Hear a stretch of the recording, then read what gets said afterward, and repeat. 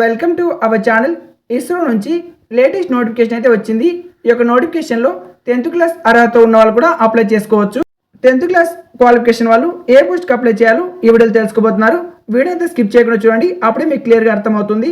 First ఉన్న post వచ్చేసి mechanical సంబంధించిన పోస్టులు. ఈ యొక్క మెకానికల్ సంబంధించిన పోస్టులకు అప్లై చేసుకోవడానికి మీకు 3 years diploma in mechanical engineering with first class అయితే ఉండాలి. వాళ్ళు మెకానికల్కి అయితే అప్లై చేసుకోవాలి. ఇందులో మీకు స్టార్టింగ్ శాలరీ 44,000 అయితే ఉంటుంది. హైయెస్ట్ శాలరీ ఇంక్రిమెంట్ వచ్చేసి 1,42,000 వరకు మీకు ఇంక్రిమెంట్స్ అయితే ఉంటాయి. నెక్స్ట్ పోస్ట్ వచ్చేసి కెమికల్ విభాగంలో పోస్ట్.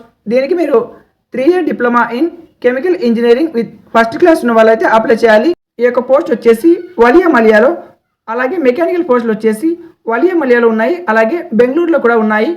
తర్వాత పోస్ట్ వచ్చేసి టెక్నీషియన్ బి లెవెల్ 3 పోస్టులు వచ్చేసి మీకు స్టార్టింగ్ శాలరీ 21,000 అయితే ఉంటుంది. ఇంక్రిమెంట్ వచ్చేసి 69,000 దాకా మీకు ఇంక్రిమెంట్స్ అయితే ఉంటాయి.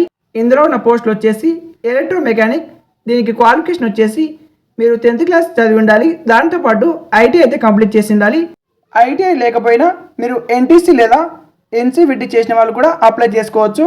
కేవలం 10th plus ITI or NTC or NCVT చేసిన వాళ్ళు అప్లై చేసుకోవచ్చు. తర్వాత పోస్టులు వచ్చేసి ఫిట్టర్ పోస్ట్. దీనికి మీరు 10th ప్లస్ ఐటీఐ అయితే కంప్లీట్ చేసి ఉండాలి, సేమ్ క్వాలిఫికేషన్ అలానే.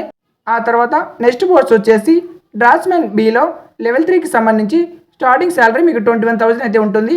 ఇందులో మెకానికల్ పోస్టులు వచ్చేసి 10th ప్లస్ ఐటీఐ అయితే కంప్లీట్ చేసి ఉండాలి, లేదా ఎన్టీసీ ఆర్ డ్రాఫ్ట్స్మెన్ అంటే మెకానికల్ ట్రేడ్ సర్టిఫికేట్ అనేది మీ దగ్గర ఉండాలి.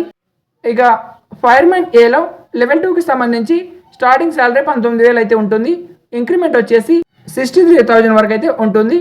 దీనికి కేవలం 10th క్లాస్ కంప్లీట్ చేస్తే సరిపోతుంది.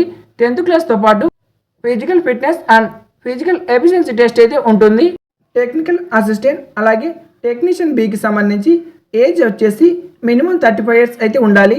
ఇక మిగిలిన పోస్టులకు వచ్చేసి మినిమం ఏజ్ అయితే 25 years అయితే ఉండాలి. అప్లికేషన్ ప్రాసెస్ అనేది రేపటి నుంచి స్టార్ట్ అవుతుంది. ఎవరికైతే ఏజ్ అలాగే క్వాలిఫికేషన్ ఉంటుందో వాళ్ళు రేపైతే అప్లై చేసుకోవచ్చు. అప్లికేషన్ లింక్ అనేది నేను డిస్క్రిప్షన్లో ఇచ్చాను.